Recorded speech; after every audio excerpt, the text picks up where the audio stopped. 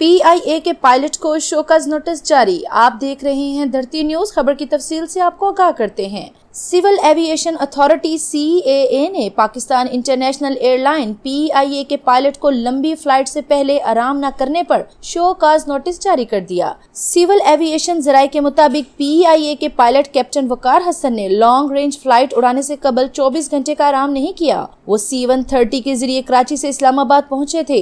Civil aviation के मुताबिक जहाज के कप्तान 9 घंटे 54 मिनट बाद ही PIA के त्यारे को कनाडा लेकर रवाना हुए, जबकि सिविल एविएशन के कवानीन के तहत लॉन्ग रेंज फ्लाइट में कम से कम क्रू और अमला 24 घंटे आराम और वक्फा करेगा। इस सूरत हाल में सिविल एविएशन के कवानीन की खिलाफ वर्जी पर पायलट को शोकॉज नोटिस जारी कर दिया गया है। मजीद लेटेस्ट न्यूज को जानने और हालात से बाखबर रहने के लिए देखते रहिए धरती न्यूज, और हाँ, धरती न्यूज के चैनल को सब्सक्राइब करना ना भूलिएगा।